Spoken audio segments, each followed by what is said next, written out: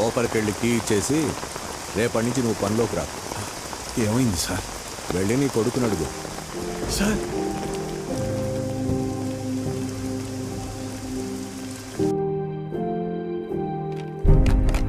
పోయిన సంవత్సరం కొన్ని అధికారిక అవకతవకల వల్ల గవర్నమెంట్ కాలేజీ లెక్చరర్స్ నియామకం ఆలస్యమైంది.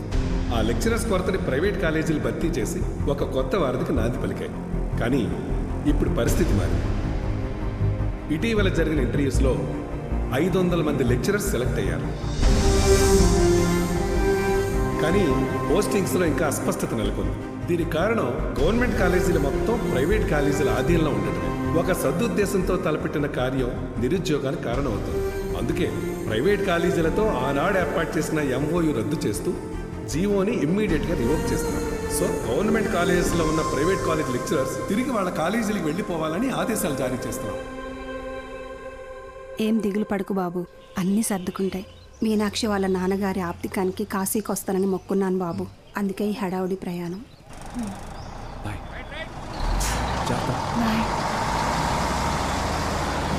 సతీ సతీ అన్నా, సత్యం చూసారా? సారాకుడి దగ్గర ఉన్నాడు.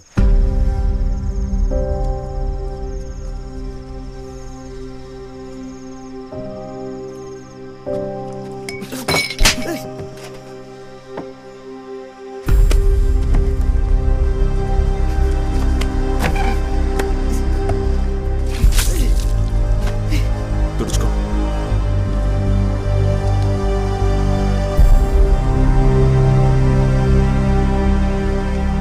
సెకండ్ ఇయర్ సప్లిమెంటరీ ఎగ్జామ్ రాయాలి. గుర్తుందిగా? నేనేం చెప్తే అది చేయాలి.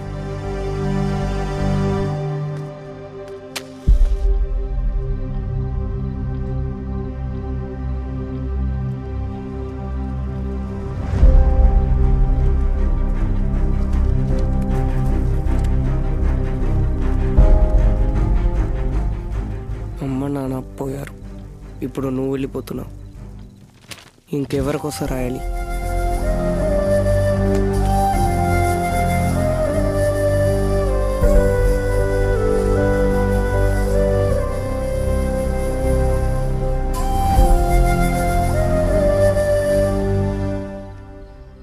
నువ్వు ఇంజనీర్ అవ్వాలని ఆశపడ్డావు, కానీ నేను చదివించలేకపోయాను.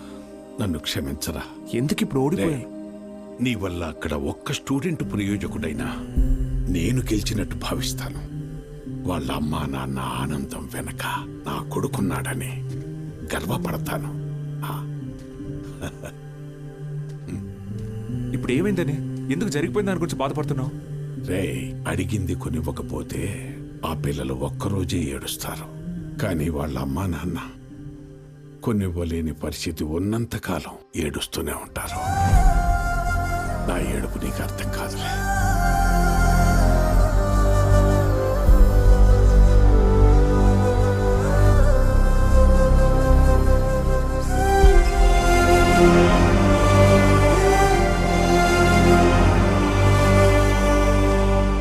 వాళ్ళు గెలిచామనుకున్నారు,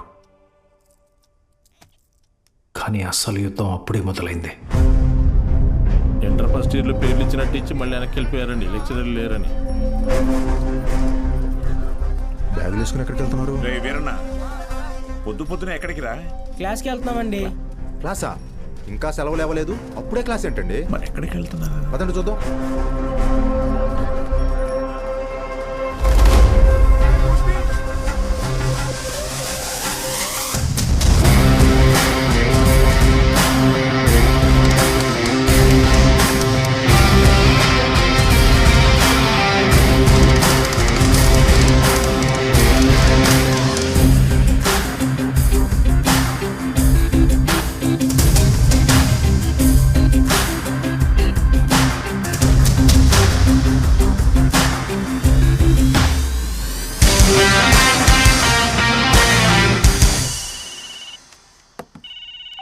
హలో బావా, ఆ మ్యాక్స్ గార్డ్ ఇంకా ఊళ్ళోనే ఉన్నాడు.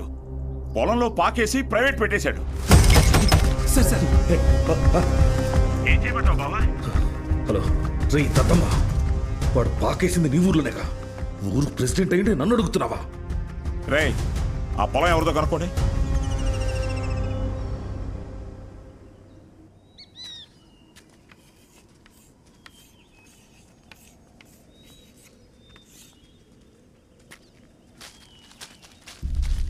ఏం పంతులు బాగున్నావా?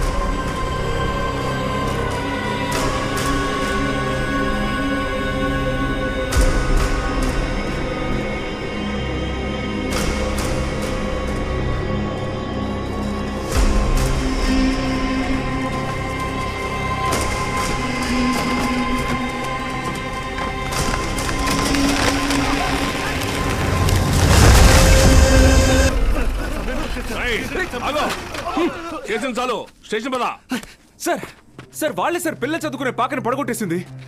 ఏం జరిగిందో నాకు తెలుసు, పద స్టేషన్కి. సార్ అర్థమైంది, అంతా అర్థమైంది. మీరంతా ఒకటే. ఇంట్లో వాగుతున్నావు? ఎంత కమ్ముడిపోయావు? ఏంట్రా ఎంత కమ్ముడిపోయావు? ఏంట్రా వాగుతున్నావు? రేయ్ లాంటివరా, ఎంత తీసుకొని నీ యూనిఫామ్ వాడి పక్కలో పడుకోబెట్టావు?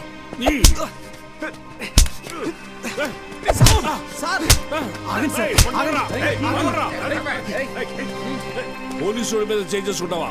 నిన్ను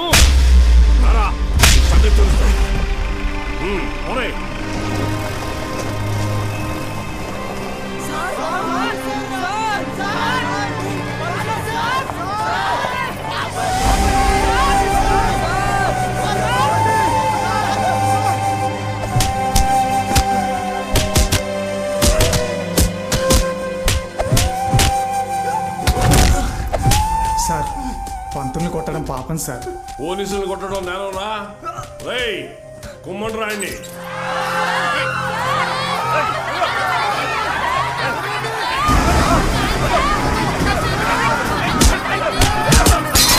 అయ్యా ప్రెసిడెంట్ గారు, మన బాలు సార్ని పోలీసులు అరెస్ట్ చేశారు. మీరు కొంచెం. మన బాలు సారా? ఏంటండి బాగా క్లోజ్ అయిపోయినట్టున్నారు? అది కాదు, కారణం లేకుండా కొట్టడానికి పోలీసు వాళ్ళకి ఏమైనా పిచ్చా? వాడు మన సుబ్బయ్య పొలాన్ని ఆక్రమించాడు, సుబ్బయ్య కేసు పెట్టాడు, వాళ్ళు అరెస్ట్ చేశారు. అబద్ధం. పిల్లలకి చదువు చెప్పడానికి సుబ్బయ్యని అడిగి ఆ స్థలంలో పాక వేశారు. చెప్పరా? చెప్పరా? మీకు ఫోను. ఎవరు? ఎస్ఐ గారు. హలో సార్, ఇక్కడ స్టేషన్ ముందు కాలేజీ పిల్లలు గొడవ చేస్తున్నారు సార్. 4 తగిలించండి, వాళ్లే పోతారు. వాళ్ళల్లో మీ అమ్మాయి కూడా ఉంది. ఏంటి?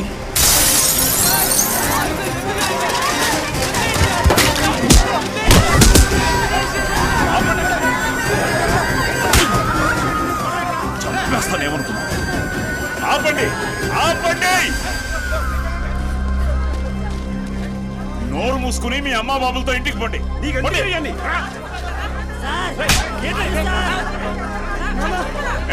కూతురేగా, తీసుకో. పంపించండి.